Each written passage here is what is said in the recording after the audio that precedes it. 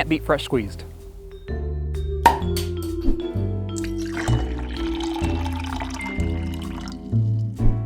And yes, I understand that was a lot of work for a very stupid joke, but welcome back to Craft Computing, everyone. As always, I'm Jeff, and today we're going to be taking a look at the proper care and feeding of your server rack, in particular, cable management.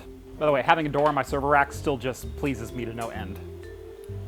So if you're like a lot of home labbers out there, the front of your rack looks something like this. And while I was trying to be a little bit gratuitous by throwing this extra cable in there, all of these are connected to the switches they need to go to, and it just ends up looking like an absolute rat nest. Today's plan is to fix all of this up while not spending a whole lot of money, and to do that we're going to use a 24-port Keystone patch panel. And it looks something like this. Well, exactly like this, because this happens to be a 24-port Keystone patch panel. Especially when talking about home lab installations like this, but we could also equate this to small and medium business, I really prefer using Keystone patch panels instead of traditional RJ45 patch panels. The difference between the two is a traditional RJ45 patch panel, you simply run a Cat5 or Cat6 line to the back of it, and you terminate it directly into it. That is actually splicing the wires into the back of the patch panel.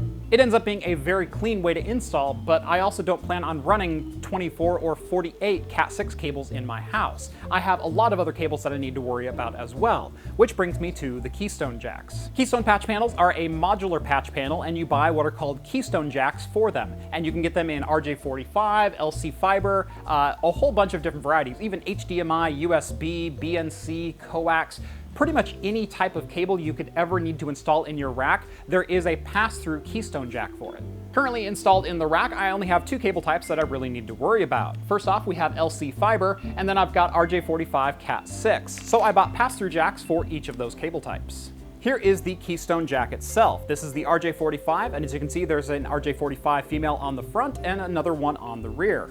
We simply plug it into the RJ45 patch panel, and then we run this Cat6 cable into the back side of the patch panel, and then patch it through with a very short cable on the front, giving us a very clean and very organized look.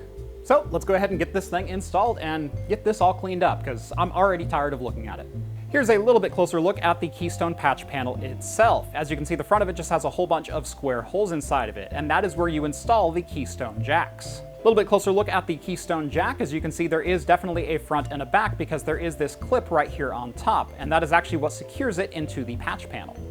Installation is very simple. You find the bottom of the patch panel on the back side, you find the small notch on the Keystone jack itself on the underside of it, put the small notch into the underside, and then push it through, and it locks into place. And installing the rest of them is just as simple.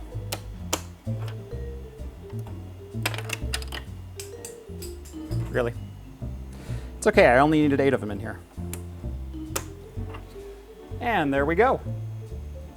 As I mentioned, I also got some LC fiber modules, and those look just like this, and they work in the exact same way. You put the bottom of it into the Keystone patch panel, and then push the top forward. All right, I told my family the Wi-Fi is going to go down for 5 minutes, so this part had better go pretty quick. As you can see, I've got my Keystone jacks all installed right there, and I have all of my cables that I need to move right there. All we're going to do is start unplugging them and plug them into the back side of this Keystone patch panel. Of course, those ones need to go up and over the top, don't they? Haha. There we go. All right, now we can plug them all in.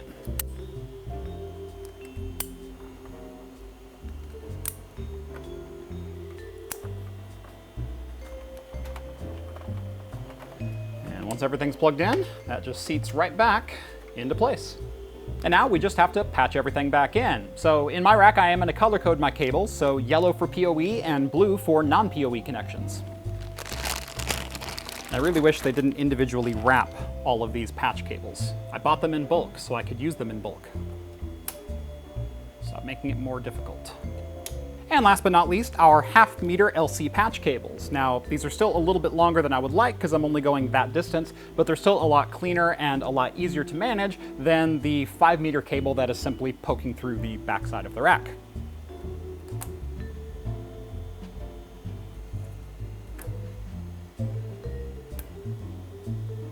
And And luckily, I have a 1/3 of a U right here, so I can kind of poke those through and make them look nice and tidy. And there you have it. I know this is a pretty simple video, but this is among the easiest methods that I know of to cable manage a rack like this, especially when you have multiple different cable types to worry about. Overall, I really like the way that this turned out. Now, obviously, I'm not quite done. I still need to buy what's called a brush panel to cover this hole right here, and that is just what it sounds like. It's like a bunch of toothbrush bristles that you can pass cables through.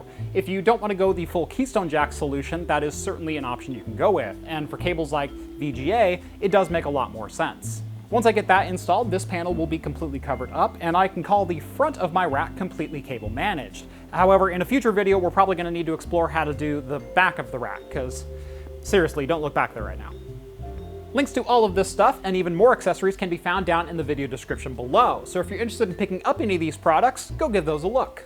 If you have any questions about today's video, you can leave them down below and I will do my best to answer them. And if you liked this video, make sure to click that thumbs up button and subscribe to Craft Computing if you haven't done so already. If you like the content you see on the channel and you want to help support me in what I do, consider joining the Patreon. Link is down in the video description below.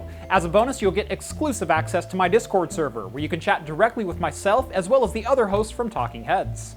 Thank you all so much for watching this one, and as always, I will see you in the next video. Cheers, guys.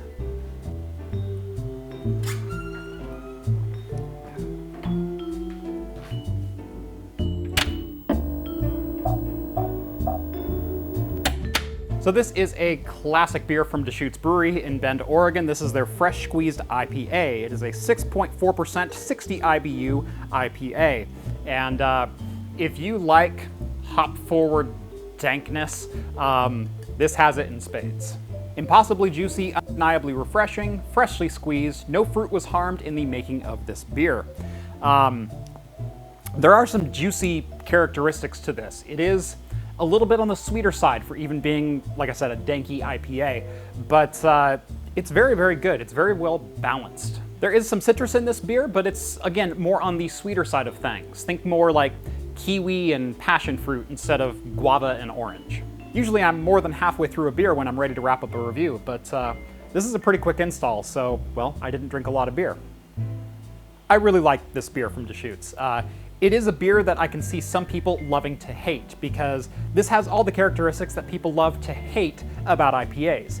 It coats your tongue, it's too thick, it tastes like pine needles, it tastes like wet grass. It's all I can taste for the next 3 hours is this IPA. That's also why a lot of IPA people really like this beer, is it's very hop forward, it's very dank, it's very grassy and earthy, without going over too much like some of those Kansas beers that I had that tasted like dirt.